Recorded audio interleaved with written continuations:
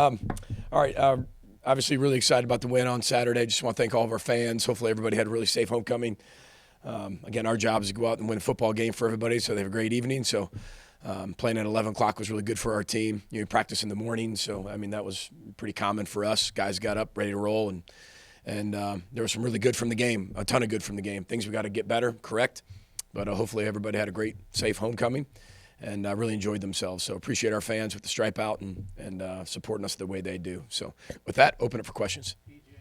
After a good win on Saturday, 5 games into the season, what would you say the identity of this team is offensively, defensively, special teams? Well, I think one thing we have to continue to work on is, being cohesive, playing complementary football. I think we're really good at that. And when we have success, we're really good at that. Right now, there's been times we've been able to play complementary football and times we haven't been able to play complementary football, and that's cost us. So the character of this football team is really, really high. I love coaching this team. I mean, they come to practice every single day, ready to roll, ready to get better. But I think we've got to keep it really balanced on offense. And again, distributing the ball to the best playmakers, but also keeping it, where we can have a high completion percentage and be efficient in the pass game, which we always want to do, but I think you got a chance to see that against Louisiana. It's hard when you have a lot of players that are your players that aren't there, whether it's Chris Ottman-Bell or whether it's Darius, and, it's hard to keep that consistency. Same thing on defense without Cody and playing a lot of younger players. But that's part of football, and you got to find a way, and it just keeps coming at you every week. There's a new challenge coming at you. But I don't know if you can just give this team just an identity. They've shown incredible poise. That was the whole word of the week, or the whole word of the year. They've done that. There's times we haven't. I've said that there's been times, that one thing I worry about is when it gets really good, what does this team do? And when the inexperience sets in and when it's not going so good. So all the things I've said, you've seen on display. It's not like you're like, what is he talking about? That's just coach speak, and I don't see any of that. Hopefully you all see that. But the consistency of the work to come to practice every single day and to dedicate themselves to the work that's necessary, that's been the most consistent part, and that's what I'm proud of for these guys. They just continue to keep working. So, and they got to keep getting better. Is this Michigan team the best you've faced at University of Minnesota? They're really good. I don't know if it's – when you go back and what is the best, which isn't the best, and we've played some really good teams since we've been here, I would say this is probably they are one of the best. I think that's a subjective answer based on that, and we're kind of in the middle of the film, so I'm not through it all, but we've watched a lot of it. I think they're one of the deepest for sure. It doesn't matter who is in that football game. It just seems like they're always fresh because they have so many great players. And they do such a great job of rotating them, and they all make plays. And they are, and Coach Harbaugh does a great job of promoting team, right? The we fence, right? And I love that. I mean, I love that, what he called the we fence, but it's true. When you watch their team, they all talk about the team. They all play for the team. Sometimes you can't tell who's in the game and who just made that play because there are no – just one guy's the star. They're all the stars that make up their team, and that's hard to do. It's hard to create, and I think he's done a great job of creating, I think, one of the best teams in the country. Now, what are they? Subjective. I mean, I think they're one of the best teams in the country, and they're ranked exactly where they probably should be, either 1 or 2, because they are as good as advertised. And we talk about one of the hardest schedules in the country. This is why. You're playing teams that are incredibly experienced, incredibly deep. Their defense has 7 of the 11 returning starters from last year. And not only that, it's not a freshman sitting behind them. It's another transfer or it's another senior or another graduate. I mean, these guys are good. And he's done a heck of a job building that thing, especially with the way college football's changed, and done a very good job. And he's one of the best in the business at building teams, and anywhere he's been, got a ton of respect for him. One of the best coaches in football, period. So. Anthony Smith had several impactful pressures. What have you noticed from him as he's rotated in? Yeah, he's growing up. It's fun because he's only a freshman. I say that a lot. I mean, freshman. Now, again, we're in a completely different position than some people. This is truly developmental program. But when you look at Anthony Smith, I mean, he's probably one of the better looking football players on our football team. When he walks in the room, or you go on the practice field, you know who that kid is. But he's even a better kid as he is a football player, and he works so hard at his craft. You can be very transparent and be very honest with him.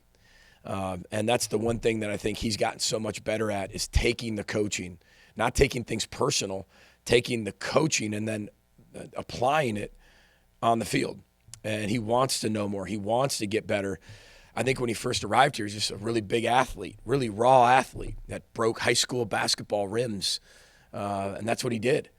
But now he's becoming a really effective run stopper and pass rusher, and he's only a freshman. And so every day I just continue to see improvement in Anthony.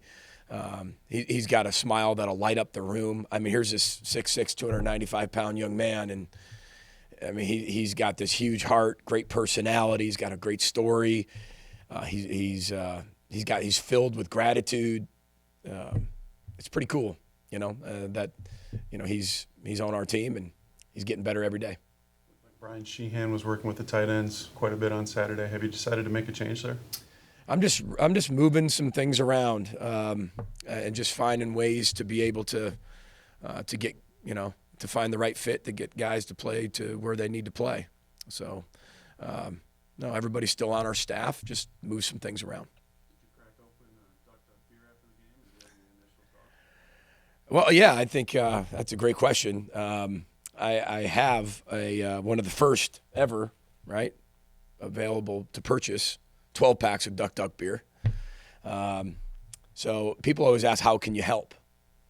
Okay, and everybody's like, well, Coach, I don't know how I can help your football program. The great about the state of Minnesota is every one of you can help our football program.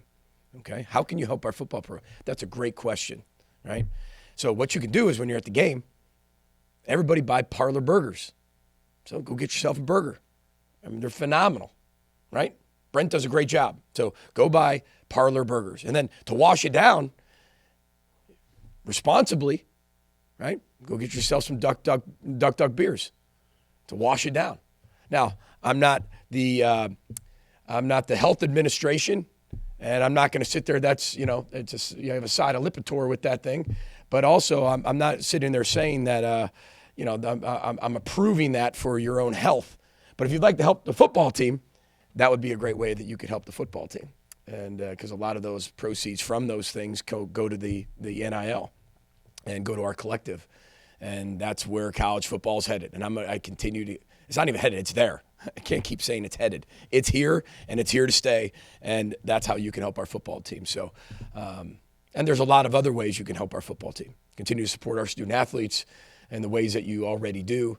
Love how our crowd continues to just pour into our student athletes and make this such a great home field environment, home field advantage environment. And, Saturday night shouldn't be any different.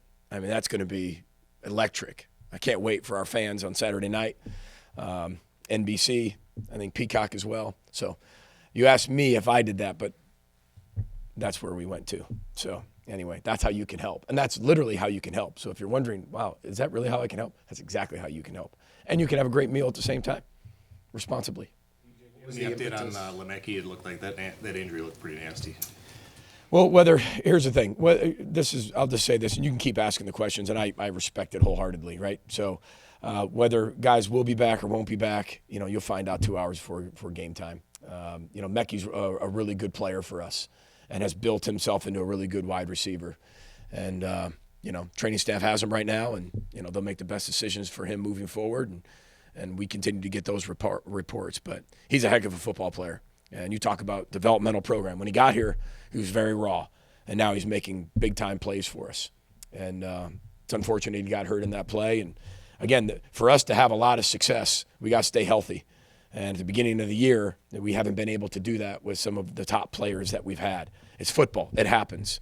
Not an excuse, just hard. And that's what happens. When people have those types of injuries, you're not as deep as some other teams. That definitely affects you as you go forward with game plans and stuff like that. But, he's doing everything he can. I promise you that. How did the How do you short balance yardage package? your strength of running the ball versus a team like Michigan where the run defense is so good that you need to be careful not to probably overdo it? Yeah, well, you find a way to put 13 guys on the field when nobody's looking. and see if you can add another tight end in there. They're really good. You know what? That's what we're doing right now, putting together the best game plan to put our players in the best position to be successful. I mean, you go back to 2019. We're playing a top 4 team in the country, and not many people gave us a shot on that either. I know we're different, maybe a different team, different year, things like that, but I don't think we were favored in that one or the Auburn game, and that's the same Auburn team that went out and beat Alabama. And so we have respect for everybody that we play. But we're going to prepare. They're going to prepare. That's why you play the game. And we're talking about running the football. I mean, whoever in the running back room is available for us. We did a little bit by committee last week, and I really liked the way that we ran the football. And that's a lot of credit to our offensive line. Is all that other stuff out? Yes. Okay, I mean, you think about it, I mean, this is where we're at, right? So we have a young man who plays and runs the football. And he only plays in 3 games, technically, right? I mean, actually has significant playing time. He's the freshman player of the week in the Big Ten, all 3 games that he played. Well, then he's out. Well, then we go running back by committee, and now Zach Evans, who did Sunday Night Football a few weeks ago, right, to correct some of the issues he was having, had a phenomenal night. Remember I told you, I think, Dave, you asked that question a little bit about him. I said he's working on a lot of things to be more consistent, and bang, he became really consistent, got his opportunity, and now he's freshman player of the week in the Big Ten as a running back, as a freshman. So, and again, all I'm doing is probably advertising our players, right? But that's where we're at, and this is the developmental program, and those guys are going to be really good players. And that's a credit to our offensive line and our tight ends and our wide receivers that do take a lot of pride in blocking. But they're very good. They're very good interior. They've got great ends. They've got, 10 to 12 guys they rotate, and they're all really good players. But that's why you game plan and put some stuff together. So we got a ton of respect for the run defense, and we got to find some ways to be able to do it. Because if you don't do it, you're not going to be on the field very long. That's for sure. Andy, you had a question? Yeah. Speaking of the run game, you guys had a short yardage package that was new. Is there a name for that? Obviously, the Eagles have a unique name for that. How did it come to be that you guys are using that? I mean, it has different names within it for us. I mean, we don't call it the tush push. I think that's what everybody calls, with the Eagles, or I think that's what it's called, the tush push. The brotherly shove. All right. See, I didn't even know. I mean, we don't get in the huddle. Some people, think we get in the huddle and say, all right, tush push on 3, ready? We don't do that. There's certain names that fit in a family of the sneak. There's a lot of different ways to run the quarterback sneak. We've evolved. I mean, we have 5 to 6 ways to be able to do it right now. And we're going to have to be able to have those types of things in our arsenal. We also have short yardage packages, and all types of personnel groupings, just like we normally do. But we got in it, and I thought our team executed it the way it needed to be executed. Because just because it's called one thing or you see that formation doesn't mean that you're going to get the first down. You have to execute it. The Eagles execute that play very, very well, and they get a lot of credit for it because they've probably done it better than everybody else. But you still have to execute. Everybody has a job. It's not just as simple as it sounds. Because there's a lot of defenses. They get into double eagle, then they bring the double barrels into that, and it becomes very difficult to move people, 1 to 2 yards and still get that push. So we'll continue to find different ways and unique ways to use it when we need it. But also our short yardage package will be in effect too. What stands out to you about J.J. McCarthy? I'm sorry? What stands out to you about J.J. McCarthy? Well, first of all, I got a chance to recruit J.J., not for very long. But I got a chance to recruit him, and he's very consistent in what he does. You can tell he's an overachiever. He's the ultimate competitor. But not only that, he connects the football team. I mean, every time you watch J.J. McCarthy talk in the media, he's talking about somebody else. He's talking about somebody else. He's talking about his teammates. He's talking about what makes – somebody asks him a question about himself. He's talking about, well, these guys make me better. That's a selfless teammate. And you get back to, Coach Harbaugh's defense, and he's all about the team, and his players speak the exact same language he does. And that's when you have something. When the best players, right, are not only the hardest workers, but when they're in the media, they sound just like their head coach. That's when you have something really special, and it's authentic, it's real. But he's very efficient. And throwing the football, I mean, he's got a high completion percentage. Their run game sets up their pass game, and then if they need to, and unravels a defense very quickly, and then they can run the football with efficiency and make the game really short.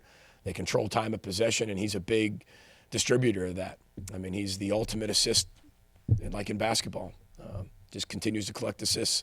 Very efficient player, and ultra competitive, you can tell, and all about the team. So nothing but praise for him. The great Little Brown Jug rivalry, Minnesota-Michigan, one of the great historic rivalries in college football. Do you have any insight as to what can be done to protect that, or the frequency of these teams meeting going forward with the expansion of the Big Ten and all of that? That's a question way above my pay grade. I think the Big Ten went through and had teams fill out who are your greatest rivalries and have you pick 1, 2, or 3 of those, whatever it was, and then the Big Ten basically puts it in a funnel and works with TV and the conference and said, all right, here's the protected rivalries, and those are the games we're going to play. So the great thing about it is there's so many that are in college football.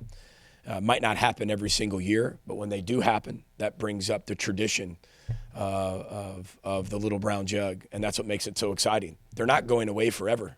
They just might not happen as often, and they're still there. And I think when people get really angry about, hey, those rivalries should be protected every single year, and just think a little bit outside the box, they'll still be there. It just makes that game even more important if it comes around maybe once every 4 or 5 years than just every single year. So, we're excited about the opportunity. It's been a great long-standing rivalry for a long time. They're a really good football team, and obviously we know what's up for grabs. You've oftentimes done educational things about the trophies and such, and you haven't played Michigan for a few years now. Have you planned to let the team know about the Jug? Oh, absolutely. I mean, this isn't about us. We're a small little speck, right, within University of Minnesota's football program's history. I mean, we're just doing our part for now to do everything we can to make it better than we found it, period. That is all what we're doing. And so absolutely. No, it doesn't matter. We get to the Axe, we'll do the whole history of the Axe and the slab of bacon, and we'll do it Floyd of Rosedale. We'll do the same thing. And I want our guys to understand those traditions. And we'll be doing that tomorrow for sure. They'll understand the history and the tradition behind this game for sure. About the opportunistic schedule and people come to Program X to play in these big games. How excited and how are you preparing your team to take on this tough challenge in Michigan? Absolutely. I mean, this is why you play the game. I mean, this is what college football is all about. Again, I go back to what Jim Tressel told me, and I said, why do you coach college football? Because you're working with kids and you have no idea what's going to happen. That's the exciting part and the exciting piece to this. Michigan's got a heck of a ball club, maybe the best one since he's been there. I don't think that's a secret. And they're really, really good. We're going to have to play really good to have a chance in the game. I don't think anybody would deny that. But we're capable of playing really good football. We just haven't put it all together yet. We haven't. That's a fact. And we played in 5 games, and I've told our team over the last 5 games, we've almost played a full season with what we've seen in those 5 games. What we've had to overcome. We've been down at halftime. We've been up. We lost the lead. We had to come back. We had a game-winning field goal. We've had all these things happen where we can use that to our benefit for the next 7 games, one by one, learning from your past to create your future. And this is an opportunity with the number 2 team coming in to Huntington Bank Stadium. And on Saturday night, I mean, this is what you want. This is what you dream of. And now you got to go play well. Because it isn't about just, wow, this is great, the pageantry of it, and you show up. So, I mean, this team will steamroll you if you don't play well. We got to play our best game. That's for sure. And how pleased are you with the O-line's execution and some of the things you're able to do schematically to get numbers? Yeah, and we got to continue to find ways to get extra numbers. That's a great question because, we're going to play people that are really, really talented and really good. And, we can still do a lot of the simplistic things that we do in a very complex way. And I think our O-line's handling that really well. We're doing way more than we ever have in the run game, and we have to. And it might look simple. I mean, I even had my dad talk to me the other day, and this is going to make you guys at least smile, right? Maybe. And, I talked to my dad on the phone, and my dad's like, yeah. And, I called him to tell him happy birthday or whatever. And he's like, yeah. He's like, how's it going? I said, it's going good. We're doing all right. He's like, you run it in the middle a lot. I was like, thanks. And he goes, and then you run it to the outside a lot. It's like, yep. there are so much more than, and my dad is, obviously he never coached or played, but I always think it's funny when I listen to people, even my own family, and he didn't mean that in a mean way at all. He was just giving me some advice, like, hey man, thinking about, don't run it inside all the time.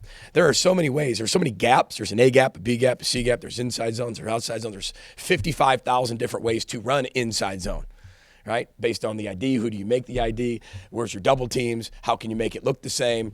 I mean, all these things, but it looks to the outside person as they're just running it in the middle. They just ran the same play 45 times. Now, I'm not saying we haven't run inside zone a lot. That's what we hang our hat on. But it's as you said, there's so many complex things that we're doing within a simplistic play that it's harder to execute up front.